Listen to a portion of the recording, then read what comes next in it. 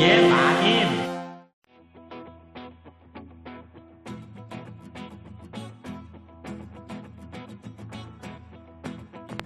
안녕하세요. 돌쇠 뉴스 시작합니다.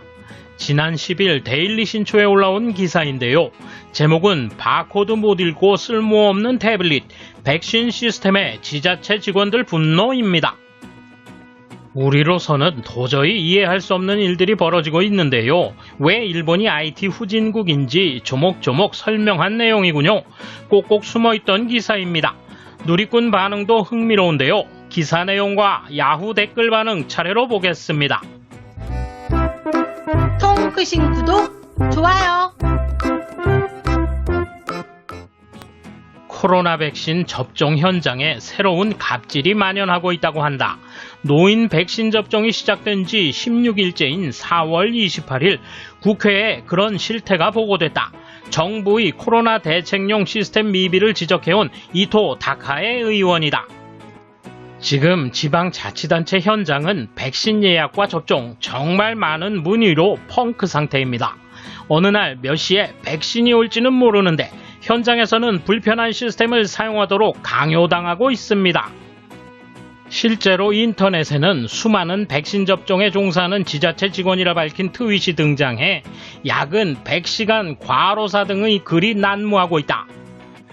전 국민 접종이라는 전대미문의 프로젝트로 가뜩이나 혼란이 생기기 쉬운 현장에 정부의 일관성 없는 시스템이 도입되면서 지자체 백신 담당 직원들의 부담이 커지고 있다. 이를 갑질이라 비판하는 목소리가 나오고 있는 것이다.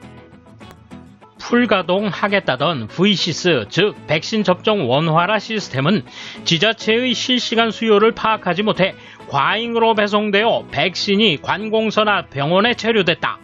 화이자 백신은 영하 75도에서 보관해야 하지만 초저온 냉동고 부족 문제 등으로 시스템은 현장의 발목을 잡고 있다.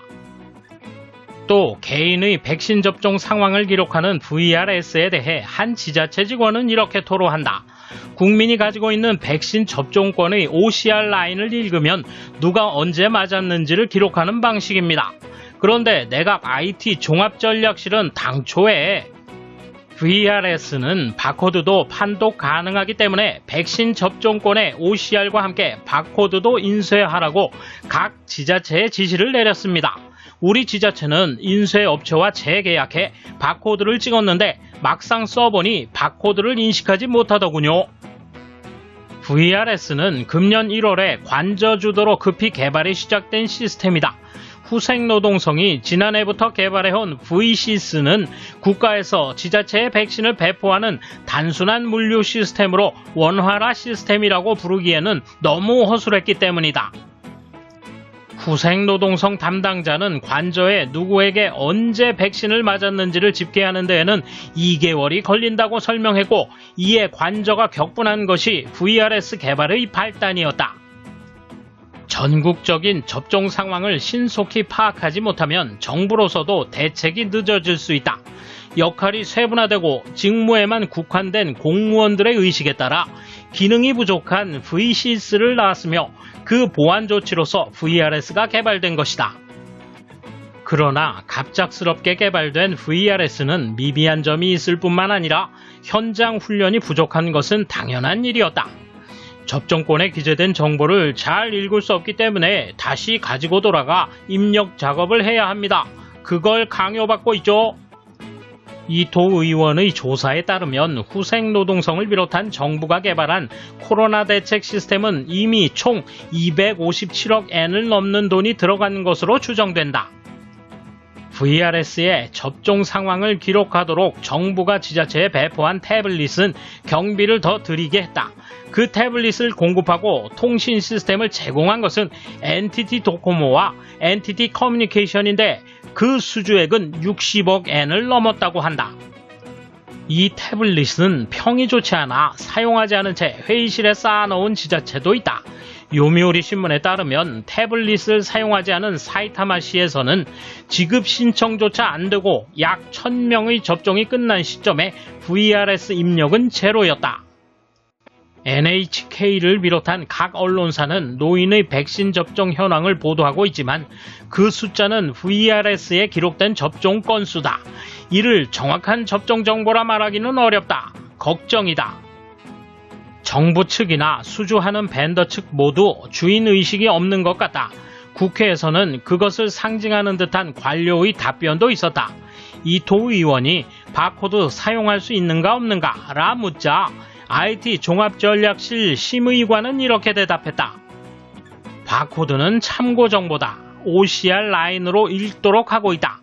그러자 참다 못한 이토 의원은 못 쓰는 거라면 지자체분들에게 못 쓰는 거라고 확실히 인지하도록 안내해달라고 못 박았다. 한 지자체의 시스템 담당자의 지적이다.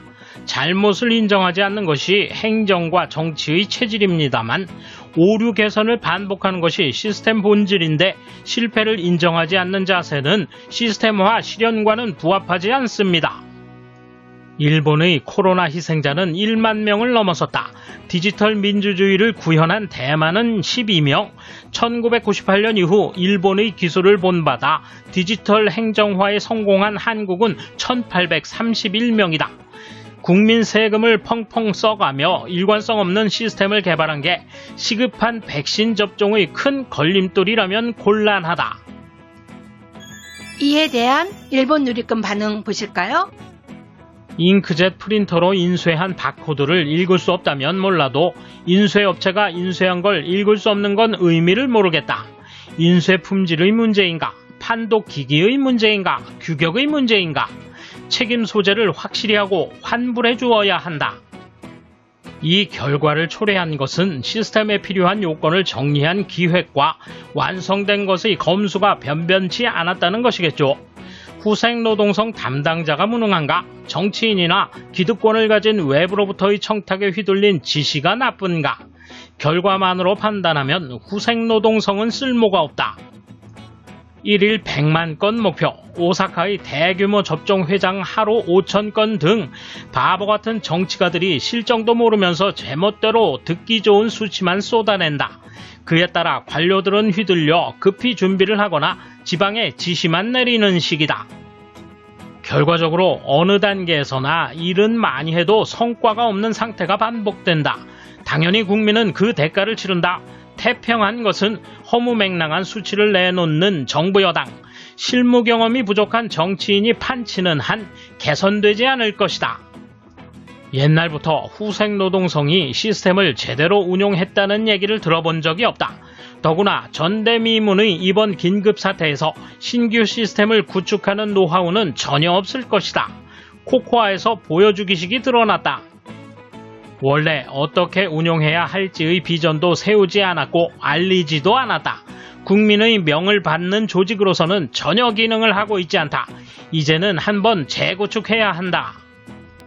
코코아도 그랬지만 일본의 IT 관련 무능함이 오롯이 드러나고 있다.